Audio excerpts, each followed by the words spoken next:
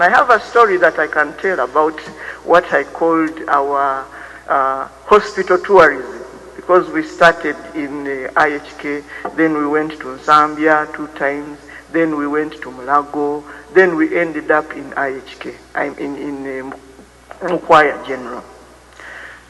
That is over a period of only 2 months. And why did we move from hospital to hospital? We started at IHK. The costs was insurmountable. I, on my own, could not bear them. And I could not start, I am a judge of the Court of Appeal, the Constitutional Court. I could not start going to ask for money to look after my husband. I had to find a way of looking after him. So we kept on going lower. We left that hospital. We went to Zambia Hospital. It had also become, I thought Zambia was a place where we could find refuge. It had also become more expensive. We left it and went to Mulago Hospital, and I can write a book about Mulago Hospital. It's called a specialized hospital. But it comes to a point, and this speaks to health care in this country. Let him who has ears hear. If on 6B, the private wing in Mulago Hospital, the government of Uganda can fail to provide you with a shot of insulin, and on the same 6B, you can fail to find an NG tube. You know an NG tube? These tubes they use to feed people. At the end of his life, Mr. Kafukoza failed to eat.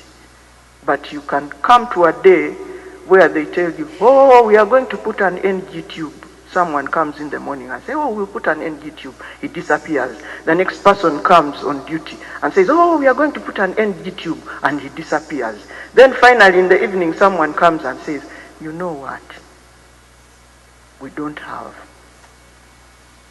Mulago National Specialized Hospital.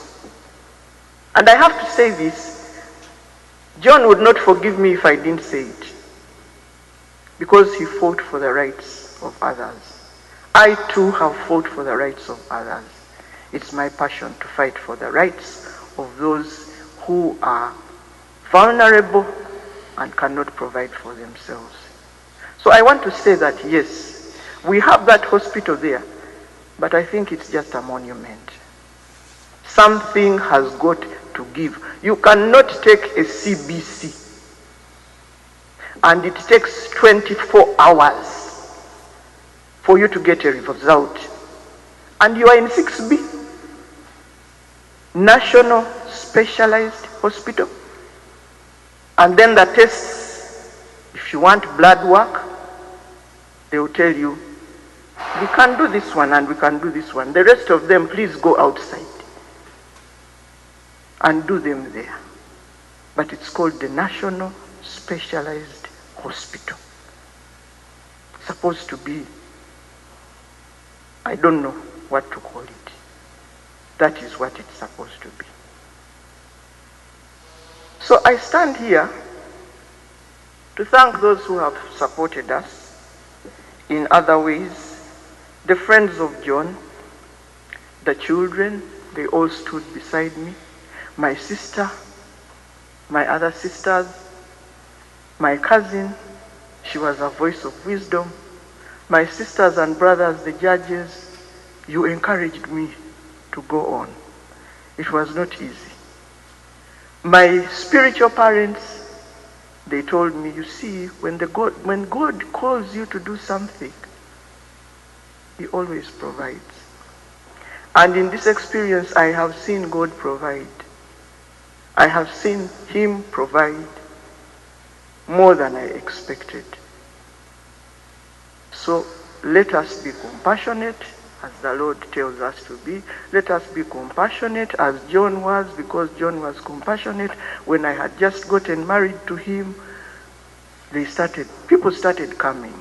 We looked after first sister, we looked after a brother, supporting others to look after him. We looked after the last sister, supporting others to look after her. He would always give. he was willing to give. The last one, the last brother who died, he had cancer. And he said, bring him. Kasumba mumulete, tumujanjabe. He didn't have much then, but he said, mumulete, tumujanjabe. He even prepared a room for him to stay. But Uncle Kasumba refused.